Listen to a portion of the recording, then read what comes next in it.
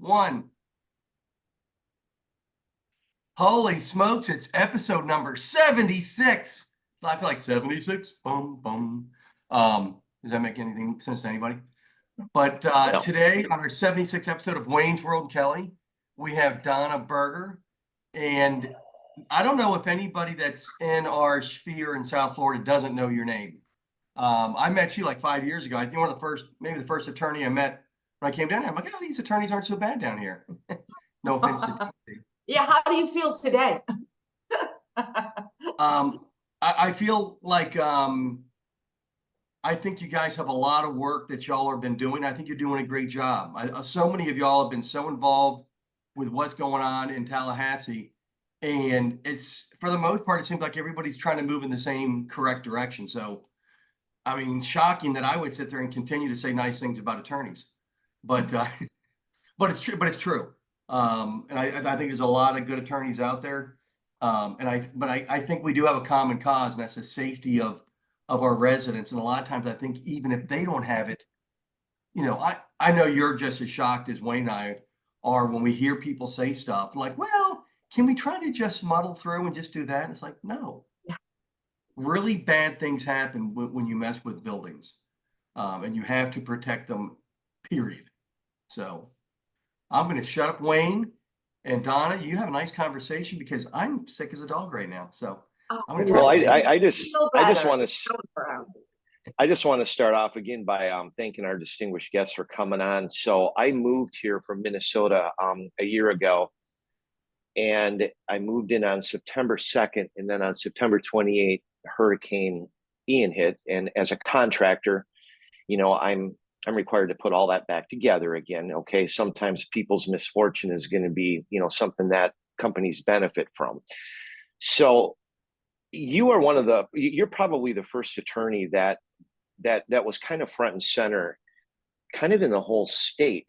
And I have your LinkedIn kind of, this is what I'm all about. And it's so, is it voluminous? Is that the right way to say it? That I don't even know where to start as far as what you do for our industry. So let's talk on my end. Why don't you tell us the various areas that you're active in? Because there's a lot of them.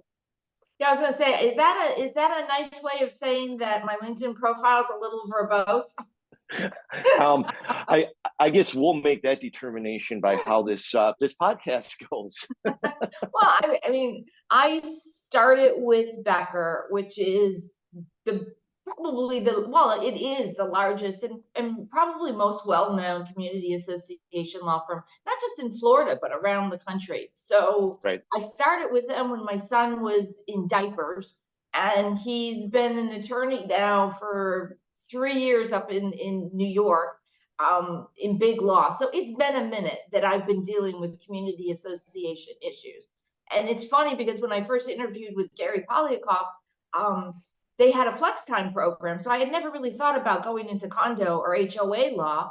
And he said, well, you know, we've got this great program. Do you know about condos and HOAs? And I said, yeah, sure. Not knowing anything other than I had just moved into a condo in Aventura. And I thought, I'll read the statute. How hard can it be? And, you know, 25 plus years later, it's complicated. It touches on a lot of different areas of law, contract law, labor law, land use and zoning.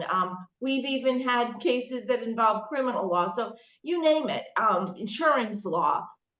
What do I do? Just about everything. I'm not a litigator, although I've been told maybe I should have been. I don't know if that's a compliment or not. I'm a transactional attorney, a shareholder in Becker's Community Association Group. I work hand in hand with associations to create policies and protocols, to render legal opinions, to help them, you know, make operational decisions, engage in short-term and long-term strategic planning. It's a unique type of legal representation, I think, because you're not dealing with some nameless, faceless corporation. You're dealing with people, and you're dealing with volunteers on the board who have very wide differences in terms of the skill sets they bring. Some people are very engaged and they've, you know, they've got a lot of experience, they've got a lot of energy, and then other people get on the board and you wonder, why are they on the board? They don't seem to want to engage, they don't bring anything to it, and that can create its own level of dysfunction. So there's a lot we can talk about, Wayne, in terms of how associations function. Yeah, I mean, all three of us, deal with boards for a living. This is my 23rd year as a general contractor that specializes in large loss, hail, and hurricane exterior rehab. So, all of our clients are the boards, the management companies behind them. Definitely one thing I like to talk about, especially with somebody like you that is a seasoned veteran, has been in this industry as long as we have, is the board civility is something that's borderline shocking, I guess, or lack thereof, of what we've seen in our careers. And it's no better. I'm national like you. We get to see the behavior of everybody in the country, and it's not good anywhere, in my opinion. Is there anything that you can point to that might shed a little light on what in the hell is going on out there? Well, gosh, it's so funny you bring this up. I've been having this conversation, not just with clients and colleagues, but with friends and family too. Like, what is going on? I think I saw a market shift during and immediately after the pandemic. And maybe it's because we're all suffering from a collective trauma. But I mean, you only have to get in your car and drive on the roads. It was always bad, but now it's like, I feel like it's bumper cars out there. In terms of the erosion of civility, we always see our community associations are like the canary in the mine, right? They're the little microcosm. They're democracy on a micro level. You pull back the camera to the macro level, everything we're seeing in communities, whether it's, claims that the condo election was fixed, or that there's fraud and theft, people can't get along, people aren't courteous to each other, the meetings can run amok. I like to tell clients, we can't legislate courtesy or civility, but we can try to create some guardrails. So I've been doing a lot more board member codes of conduct, Wayne. Yep, I've heard of that. Civility codes. Now, that's not a silver bullet. It's not going to solve every problem, but I think people have to start talking. And what tends to happen, in my experience, is that when boards feel under attack, or conversely, when owners feel that they're being attacked, what happens? People detach. They go in their caves, they may plot, but they're not engaging. You really need more engagement. When you're going down that path of potential dysfunction, you need more meetings. But a lot of times what happens is the board members feel beleaguered, and they have fewer meetings. They don't want to sit there and take the punches. Same thing with the owners. The owners may have legitimate gripes, but if they go to board meetings and they're not allowed to speak and they're shut down, they're less likely to engage. And that's where it really goes off the rails. So I do think working with professionals, you're really only as good as the people you surround yourself with, right? Wasn't it Henry Ford who said something like, I don't need to be the smartest, I just need to hire the smartest? It actually was. I just read a book on the Ford Motor Company, and so that's correct. I got something that I want to run by you, and it'd be interesting to get your opinion on this. What happens if this model that we have, that's predicated on the board making the decisions, everything behind it, the governing docs, you, me, everybody, what happens if this is broken? I posed this question to owners of management companies, executives, CAMs, now you. What if it doesn't work? Well, it doesn't work in some communities. Let's put that out there. It is broken in some communities. And that's where exactly the authorities come in. You've got the Hammocks HOA case down in Miami-Dade, and what's happened with that. They had a receiver in. Now there's actually, I understand, problems with the receiver, because the receiver's charging an arm and a leg. And once you get a receiver in, it's not so easy to get the receiver out. You have to go to court and get a court order. But let's just throw it out there. It is. That's Britney Spears then. I'm sorry, Kelly? I said, ask Britney Spears about that. Oh, Trying to be exactly. topical, So, sorry. so it is broken in some communities. It's not, here's the issue. It's not broken in every community. So the first thing is, when it is broken in communities, what resources can we bring to bear on a local, state, and federal level to help communities that are having a problem? When we try to fix problems, sometimes though, we create other problems in communities that are functioning great. They're highly transparent, everybody's happy, the property is well maintained, and they don't have the problem. Now we come in and we've got a community that really is suffering, and we're trying to fix that. You asked the question, what do we do if it's broken? Well, here's the thing. We can't just walk away, because who's going to take over all these communities? It's like the banks. So this might not come as a surprise. It shouldn't come as a surprise that bankers have one of the strongest lobbies in the state of Florida, right? Mm-hmm. The Florida Bankers Association. This is why there is that statutory cap on past due assessments. When a bank takes over a property and forecloses, they don't have to pay everything that's owed. In Florida, they have to pay the lesser of 1% of the original debt or 12 months past due assessments. Now, why is that? It's because the bankers lobbied for that. How did the banks get that? How did they get that? Because they want to know what is the extent of our exposure if we have to foreclose. And what did they tell the legislature? If you don't give me this, we're going to stop making loans in the state of Florida. It's always a threat, right? So it's the same thing here. People will say, if we do this, there's not going to be anybody to serve on these boards. Well, that's not true. There will be people serving on the boards, but if you do make it too onerous, what you will have is really bad people serving on the boards who don't think the laws apply to them, so they're not so worried about criminal penalties. They may actually be criminals themselves, so they're not as worried. My fear is not that people are going to stop serving on the boards, because I hear that all the time. Oh no, there will be people serving on the boards. It just probably won't be the people who are best suited. What we call the good people, who are there for the right reasons, which is they want to volunteer their time and help. What you may do is you may run off the people you most want on the boards if you don't come up with smart solutions.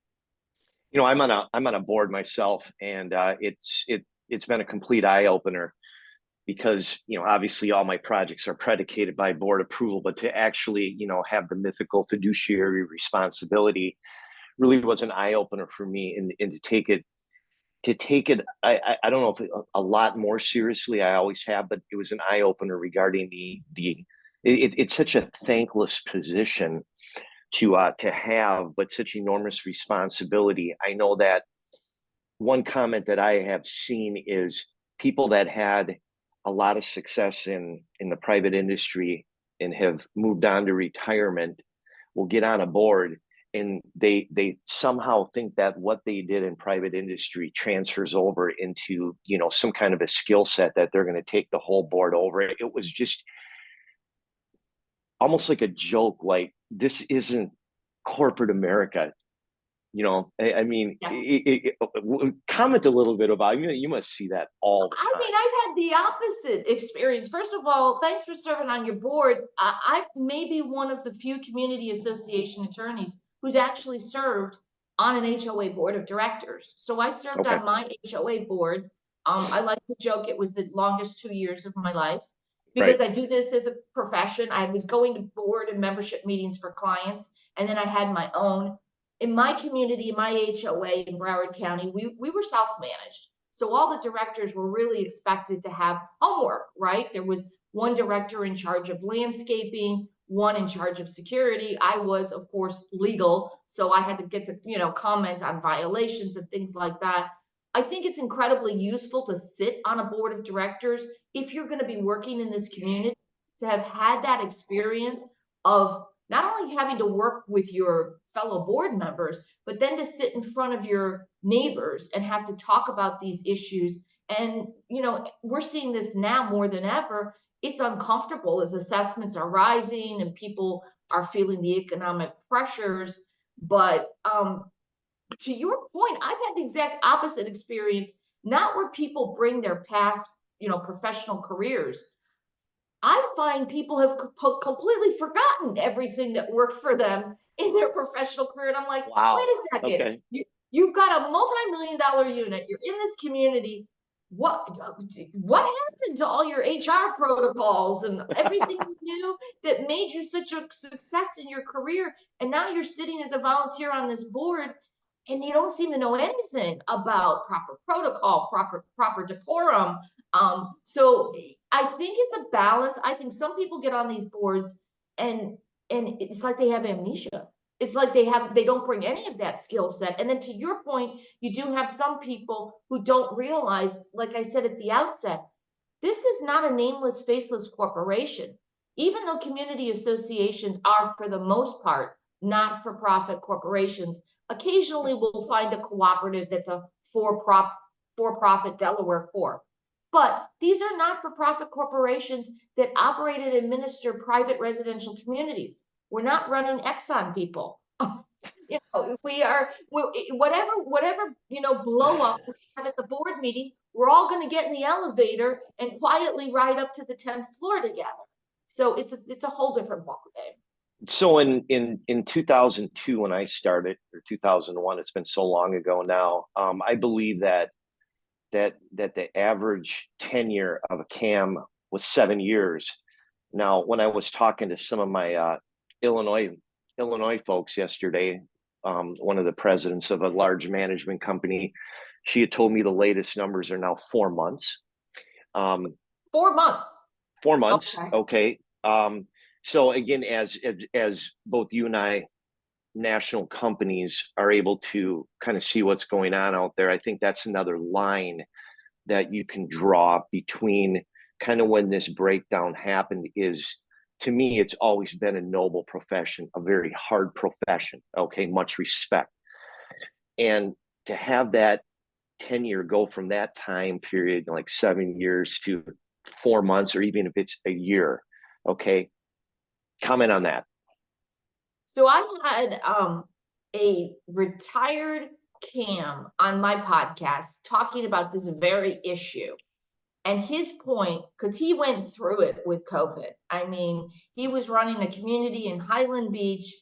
He was wonderful, and it was tough. I mean, as we all know, the pandemic was a very tough time. There were very strong sentiments on both sides of the aisle. And after the fact, I said, I'm not going to name his name. I said, I got to get you on my podcast. And he talked about this very issue, that he saw the problem, Wayne, as new recruits to the management industry not really understanding what the job is about, that it's about people. And, it's not just about paying invoices, collecting assessments, managing the infrastructure, scheduling people like you to come in and do major repair and improvement projects.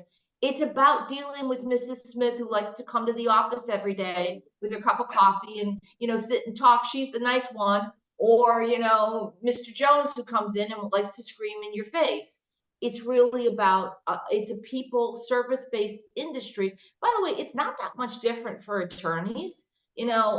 We get maybe a little higher level of respect, but I can tell you that our staff doesn't. I can't tell you how many times people come and scream at our staff. They behave better when I or another attorney gets on the phone. Doesn't this bring us full circle to the erosion of civility? I feel for managers who are in the trenches, and their workplace, a lot of them, unfortunately, are dealing with hostile workplaces. And we have to figure out how to fix that. I'm working with several communities right now in trying to douse some fires that are burning and return the workplace for those managers to a place they want to show up every day and put in the amount of work they have to put in, which is significant. Yeah, I mean, just a comment regarding some of your staff. I participated in a hurricane preparedness panel for your company last year. I can't remember what city it's in. I travel a lot like you do, but just want to tell you that your staff, your attorneys that represent your firm, so unbelievably knowledgeable and represent your company fantastic. So big shout out to you and your firm and how you can make just this whole arena that we play in, you know, a better place. Okay, so Well, that is so nice to hear. Thank you so Big much. suck up. What a big yeah, suck well, up.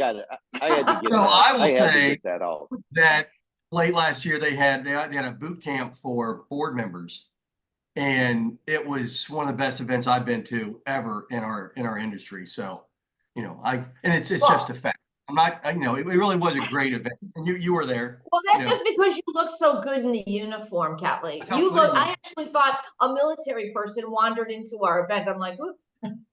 I think he looks wore like the General uniform well. Schwarzkopf. Donna, I think he looks like General Schwarzkopf. He looked authentic, Wayne. That's all I'm saying. He Right. really looked authentic. One of your law partners asked me, you know, if you know, where I served, and I was like, pretty good costume, but I'm still Well, trying to get. You know, at Becker, we do have a lot of veterans, like Howard Pearl, my partner, who everybody knows. He's got a Right. he's former military. He served Yeah, like a 32 tour. years active duty reserve. Yeah, great guy. Yeah. Then that really was it was a well-attended event, a well-engaged event. It was great information. And I think more events like that, not just because I get to dress up in costumes, everybody knows I like to dress up in costumes, but it was just having that many people come and be fed so much good information. I think that's going to long-term help the civility of everybody. Well, I mean, if I could just touch on that point, thank you. Here's one of the things, you know, we went back and forth for years on board member education. And right now, board members have an option. They can attend a state certified class, or they can sign up a form saying, I've read and understand and will uphold the governing documents. You know, we talked about dysfunction on the board when you talked about where it's broken. My experience has been you can even take a highly dysfunctional board and you send them to a team building event like Becker's board member boot camp. They're not going to walk out of there and love each other. But I think my experience has been they're going to walk out with a greater understanding of their roles and maybe a little bit more camaraderie. I think they need to do more of that. Yeah, you'll have one board member go, but if they can all go together to the training, you know, they are a team. Doesn't mean that you're going to get consensus on everything. But if we can educate boards, if we can help them understand what the job really means, because look, even when I got on my board, I knew what the rules of engagement were, but a lot of people don't. They run for the board, or somebody urges them to run for the board. Hey, we need, you know, another person. Will you come on the board? Nobody sits them down and says, okay, here's all our vendor contracts. Here's what they say. Here's the projects we're in the middle of. Here's the projects we'd like to undertake in 2024. Here's your role. Here's how we handle emails when, you know, a unit owner emails all of us on the board. None of that happens in most communities. So I think board member education is going to be the key, but I also think owner education. So when people are looking to buy in these communities, you know, I think our realtors need to be part of this solution as well. And they won't need to, yeah. But They then, don't you know what? Maybe we make them take a course, owners too. You know, they got a 3-day cooling off period where they can walk away, and they're supposed to be reading the documents to see if it's a good fit. Maybe there's an online course rather than nobody's going to read those documents. Okay. Right. Maybe what we do is an online course where we say you got 3 days, take this course, and we do an overview. Here's what it means. Do you know I've had people actually say, and a realtor, in fact, stand up in a meeting and say, well, the association can't foreclose on homesteaded property. That is dangerous misinformation, because in the state of Florida, an association absolutely can foreclose and take away your home if you don't pay your assessments. So I do think we need education across the board. It's a huge step in the right direction. And one thing that you touched on is they can do this, or they can sign off. That needs to go away. Sign away. There's a bill pending, Kelly, that if it passes, and we do hope that passes, that will require them to take a mandatory course. Now, again, I hope the state is really ensuring that the course materials that are out there are correct. Right. Because it's garbage in, garbage out, right? Right. The big giggo. but it is absolutely important. And I'm amazed when I talk to people all the time and they don't understand what a condominium is. They don't realize they own the building. You have a piece of that building, you own it, and it's your responsibility. And they start freaking out about assessments. And, you know, with my business, we're all about the assessments. It's unavoidable. No one has a big pile of cash sitting around to do these repairs. And they don't realize it's their building. This is your safety. They don't realize that, Kelly, that if they underinsure the building, there's language in 718 that makes every owner personally liable for a claim up to the real property value of their units. So they simply detached. No, that's a big issue. I mean, we could talk all day about the insurance premiums are crushing, and that's true, and Florida needs to fix that. But underinsuring, it doesn't just mean you walk away with no consequences. There are potential huge consequences. So vulnerable. Yeah. Gee, I'm with you. Wow. See, you got me all talking. I'm trying not to. But yeah, I think we're regenerating you. Do you feel better? I'll probably gonna have a relapse in about 5 minutes. But I do get fired up about this stuff because, you know, one thing that we can say about all three of us is we all really care about what we do. We're all passionate about it. And we're always trying to do the right thing for the people. And unfortunately, so many of them just don't get it. Now, so when y'all were talking about the board member that just, you know, you live in a multi-million-dollar condo, how in the hell can you not bring anything to the table? And I'm like going, there can't be that many trust fund kids out there or trust fund adults out there. You know, I think there are. Either that or they just get a lobotomy. When I worked for IBM, we used to say that as soon as you became a manager, they gave you a lobotomy. So you suddenly became stupid. You know, honestly, all joking aside, I don't think the community association lifestyle in this industry gets enough respect. I don't think managers get enough respect. I don't think community association attorneys, you got what are you writing, fat cat letters? Have no understanding of the nuances that go into this representation across the board. You know all the tropes, you know, the SNL tropes about, you know, condo commandos and HOAs, but you know how many people live in these communities throughout the country. This industry deserves respect. And as you said, yeah, we've all been in this industry a long time. And if you don't have a passion for it, there's no way we'd still be doing this. We would have lost our minds by now. I mean, it's always been endlessly fascinating to me. I mean, I love it so much. And when people say, well, what do you love about it?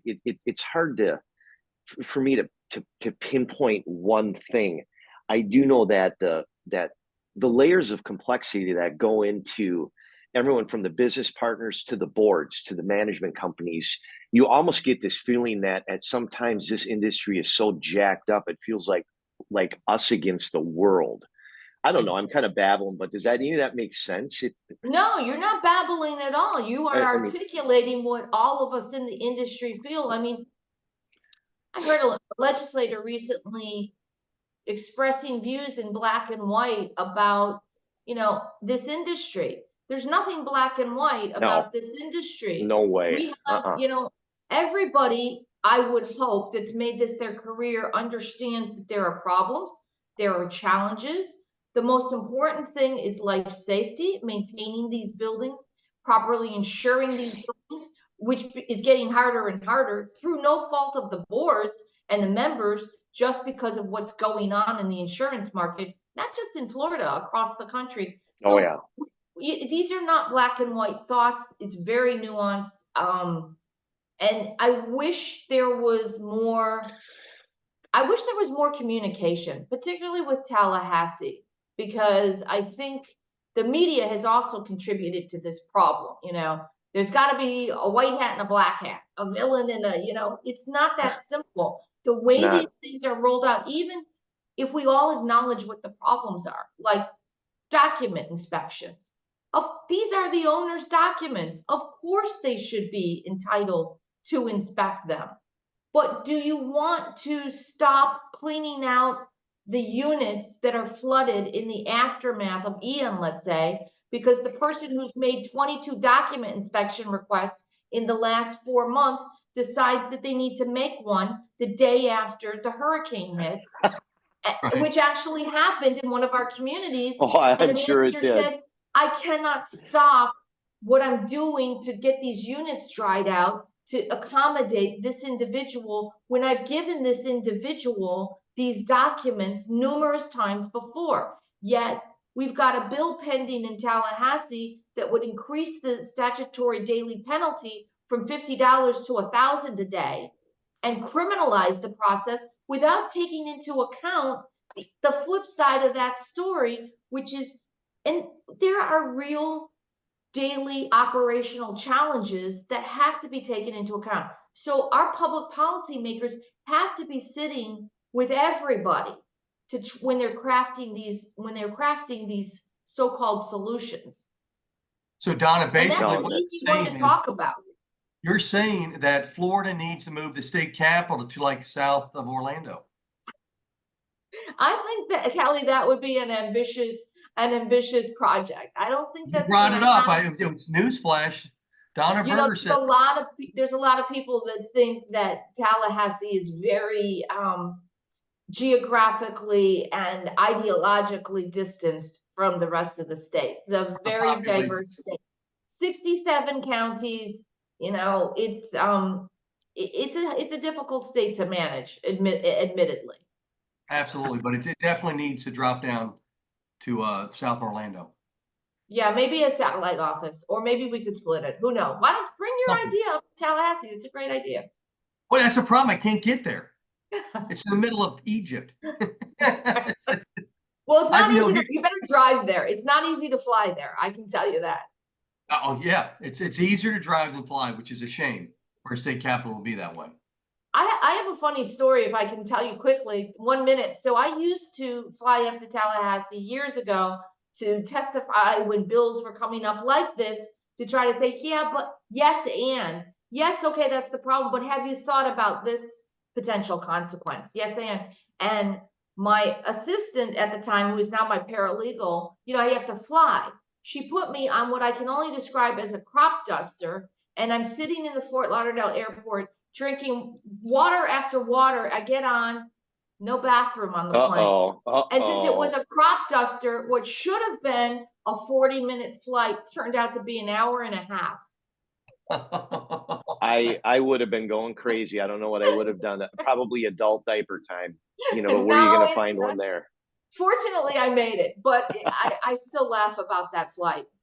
I can feel your pain. John Marks can feel your pain too. Hey, John, if you're watching. That's an inside joke, everybody. But hey, we're way over time. We appreciate your time. Thank you, Donna. It's you know, I knew it was going to be good. And I want everybody to have a good rest of the week. Keep fighting the good fight, Donna. We appreciate it. And I really think you definitely bring a lot to the table. And I'm so honored to be on your podcast, guys. This was fun.